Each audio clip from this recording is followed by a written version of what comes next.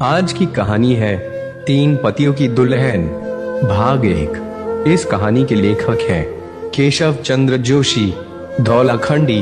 नमस्कार दोस्तों, आपका हमारे चैनल में बहुत बहुत स्वागत है। दोस्तों, आज हम फिर एक नई कहानी आपके सामने प्रस्तुत कर रहे हैं।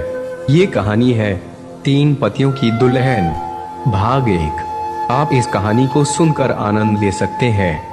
यदि आप भी हिंदी कहानियों को सुनना पसंद करते हैं तो इस चैनल में आपको एक से बढ़कर एक कहानी सुनने को मिलेगी, जिनको सुनकर आपका मन प्रसन्नचित्त और आनंदित हो जाएगा। आप इन कहानियों को निःशुल्क हमारे चैनल पर सुन सकते हैं। आप और अधिक इन कहानियों का आनंद ले सकते हैं। सभी कहानियां काल्पनिक रूप से हमारे चैनल के द्वारा सुन सकते हैं। चलिए कहानी को शुरू करते हैं। सुहाग सेज पर बैठी लाजो का घूंघट जैसे ही उठा, सामने तीनों भाइयों को दूल्हे के रूप में देख वो अवाक रह गई। ये क्या, लाजो को काटो तो खून नहीं। वो अभी कुछ भी समझ पाती कि सबसे बड़े भाई अमर, जो उसे ब्याह कर लाया था, उसने उसे समझाया, मैं तुमसे माफी मांगता हूँ, मैं तुम्हें बता नहीं सका, लेकिन हमारे परिवार में सिर्फ एक ही शादी की इजाजत है। मतलब? लाजो ने विस्मय से पूछा। मतलब ये कि आज एक पढ़े लिखे वर्ग का प्रतिनिधित्व करने के बावजूद भी हम एक अभिशप्त धारणा में जीने को मजबूर है। ये एक श्राप है जो हमें ऐसा करने को मजबूर करता है। कई हमारे पूर्वजों ने इसका विरोध करने की कोशिश भी की, लेकिन परिणाम उसका बेहद निराशाजनक ही रहा। निराशाजनक? लाजो ने उत्सुकतावश पूछा। हाँ, वो जोड़ी सफल ना हो सकी। कई बार तो दोनों में से एक की मौत भी हो गई। ओ, लाजो के मुंह से निकल गया। इसीलिए हमने भी इसी राह पर चलना उचित समझा। शायद हम सही है। क्यों? अमर ने लाजो के गाल पर हाथ रखते हुए पूछा। वो तो ठीक है, लेकिन इस रिश्ते की परिणति क्या होगी? लाजो ने इस आश्चर्यजनक रिश्ते पर प्रश्नवाचक चिन्ह लगाया।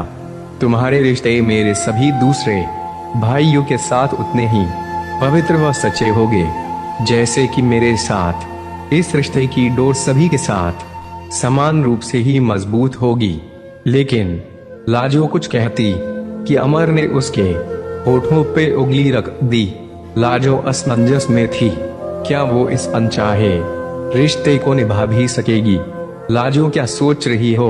अमर की आवाज ने उसका ध्यान भंग किया। नहीं, कुछ नहीं, लाजो ने झुके सर के साथ ही जवाब दिया, लेकिन मन ही मन बुदबुदाई। सोचने के लिए अब बचा ही क्या है। अच्छा सुनो, आज हम तीनों तुम्हारे साथ इसी कमरे में रात गुजारेंगे। ये सब मात्र एक फॉर्मेलिटी ही होगी, सुहाग रात जैसा कुछ भी नहीं। ये सब एक विधान का हिस्सा है जो हम सबको किसी भी आने वाली शापित बाधा से मुक्ति दिलाएगा। लाजो ने कितने सपने बुनने थे अपनी सुहाग रात के, और आज सुहाग रात थी भी और नहीं भी। ठीक है, लाजो ने मौन स्वीकृति दे दी। अब लाजो सुहाग सेज पर थी और उसके चारों ओर उसके तीनों पति थे। तीनों ने प्रेम स्वरूप अपनी अपनी तरफ से लाजो को सोने के जेवर भेंट किए और अपने प्यार का इजहार किया। ये लाजो के लिए एक अनोखा अनुभव था, कुछ सुखद, कुछ दुख भरा। सभी ने पूरी रात अपने जीवन के विभिन्न अनुभव एक दूसरे से साझा किए। अपनी अच्छाई, अपनी कमजोरी, अपने सपनों को एक दूसरे के समक्ष रखा। इन्हीं सुखद लम्हों के साथ लाजो की सुहाग रात की सुबह भी हो गई। एक एक कर तीनों कमरे से बाहर चले गए। लाजो अब कमरे में अकेली बैठी थी, तीन तीन पतियों के साथ सुहाग से साझा करने वाली एक अकेली सी दुल्हन, जो फिर भी थी अनछुई। उसकी निगाहें बिस्तर की बिखरी सलवटों को देख रही थी, जो शायद उससे अभी भी चिढ़ा रही थी। लाजो की कशमकश अपने सपनों से भी काफी ज्यादा थी। क्या होगा, कैसे होगा, इस रिश्ते की बाधाएं, उतार चढ़ाव सबसे लाजो अनजान, हैरान व परेशान थी। और सबसे बड़ी बात ये थी कि 3 नाव में पैर रखकर मंजिल तक पहुंचना लाजो को खासा मुश्किल लग रहा था। दिन भर रस्मों के माया जाल को पार करते हुए कब रात हो गई लाजो को पता नहीं चला। फिर से रात की कालिमा लाजो के सपनों पर भारी पड़ने वाली थी। बड़ी बात ये थी कि जीवन के इस अटपटे से सफर में लाजो की जिम्मेदारी किसके प्रति कितनी होनी है और उसका निर्वाह कैसे होना है, इस बारे में उससे न तो कोई पूछ रहा था और न ही कोई उसकी मन स्थिति को समझना चाह रहा था। हर कदम पर उसे खुद ही संभलना है, ये बात वो अच्छी तरह समझ रही थी। एक बार फिर लाजो अपने कमरे में सिमटी सी बैठी थी, तभी कमरे की कुंडी खड़की। लाजो ने मुंह नीचे झुकाया हुआ था। उसी स्थिति में उसने तिरछी निगाह दरवाजे पर डाली। ये अमर था, सबसे बड़ा भाई जिससे उसकी शादी हुई थी। ओ अमर जी है, वो मन ही मन बुदबुदाई। उसे कल की तरह ही पीछे खड़े हुए अन्य भाइयों का भी अंदेशा था, लेकिन ये क्या, अमर ने अंदर आते ही दरवाजे को अंदर से बंद कर दिया। लाजो की सांसें अब तेजी से चलने लगी, उसका दिल तेज तेज धड़कने लगा था। लाजो के बगल में बैठते हुए अमर ने उसे सप्रेम पुकारा। जी सकुचाते हुए लाजो ने उत्तर दिया, मुझे पता है तुम्हारे जहन में न जाने कितने प्रश्न चल रहे हैं ना। लाजो ने हाँ में सिर हिला दिया। तो ठीक है, तुम्हारे प्रश्नों के कई उत्तर तुम्हें इस किताब में मिल जाएंगे। एक किताब लाजो के हाथ में देते हुए अमर ने कहा। लाजो ने एक सरसरी निगाह किताब पर डाली जिसका नाम था द्रौपदी। लाजो ने किताब को अपने माथे से लगा लिया। माथे से लगते ही लाजो के मन मस्तिष्क में एक सकारात्मक ऊर्जा का संचार होने लगा। उसे लगा मानो उसके कई सारे प्रश्नों के उत्तर उसे मिल गए। अब मैं तुम्हारे सारे प्रश्नों के उत्तर एक एक कर देता हूँ, पूछो क्या पूछना है। अमर लाजो के बगल में बैठते हुए बोला, हमारे रिश्ते का स्वरूप क्या है, मतलब मुझे आप तीनों भाइयों के साथ किस तरह से ये रिश्ता निभाना होगा। आप अच्छी तरह से जानते हैं ये एक अनजान पथ है जिस पर शायद पहले कोई नहीं चला है।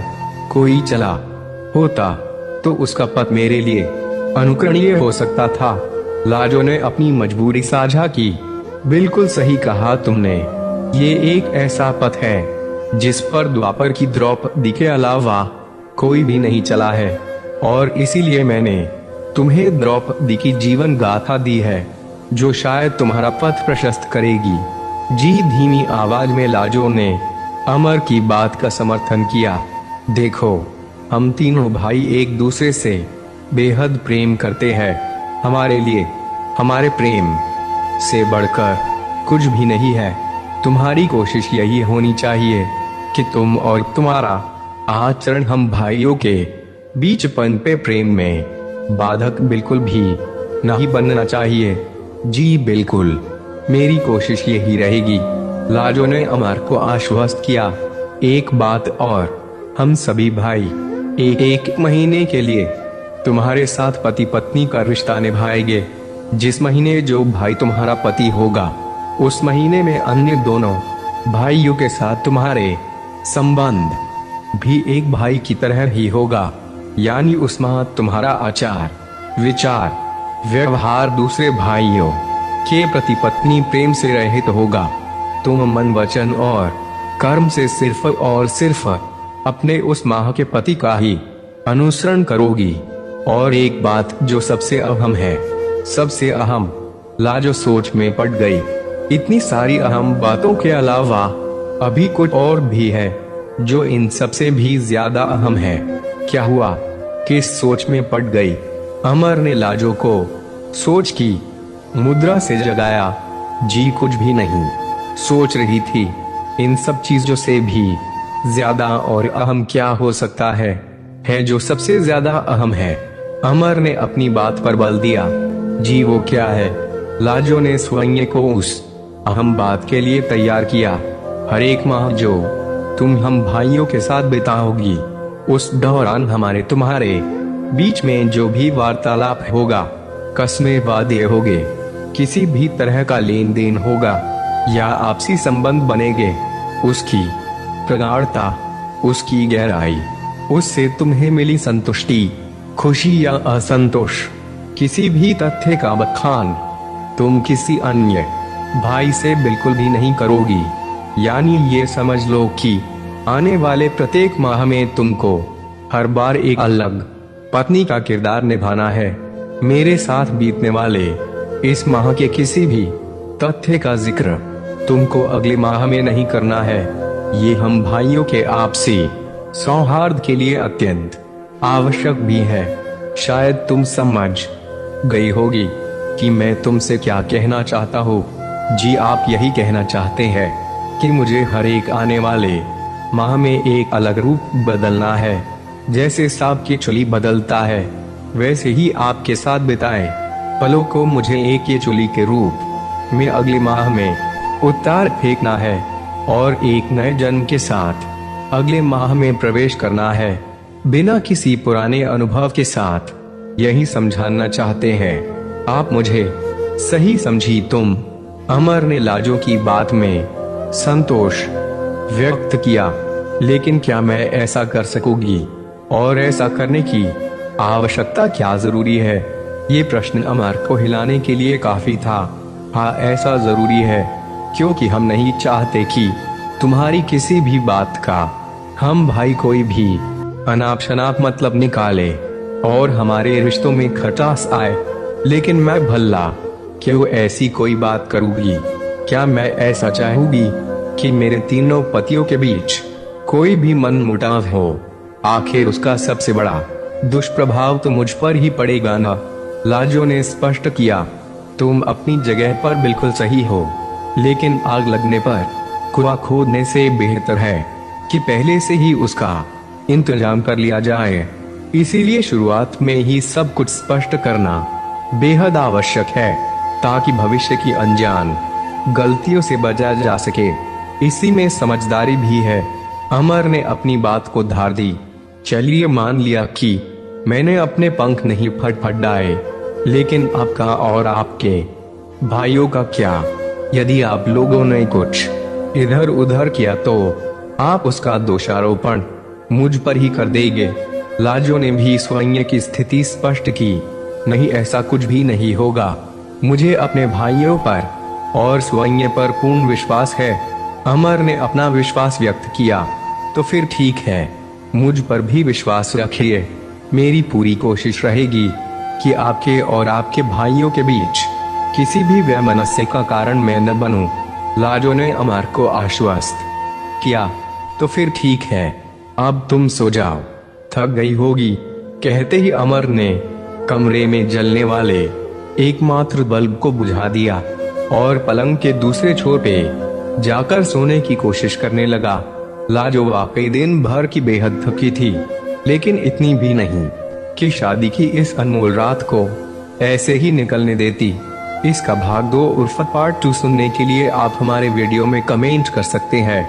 अगर आपको कहानी पसंद आई हो तो वीडियो को लाइक, एक हजलामतई उन्मारक और शेयर करें। साथ ही कमेंट में जरूर बताएं कि आपको हमारी कहानी कैसी लगी। दोस्तों फिर मिलते हैं एक और मजेदार कहानी के साथ। तब तक आप हमारे चैनल की वीडियोज को देखकर अपना मन आनंदित महसूस कर सकते हैं। अगर आपके पास कोई विषय है तो आप कमेंट बॉक्स में उसका जिक्र या राय दे सकते हैं।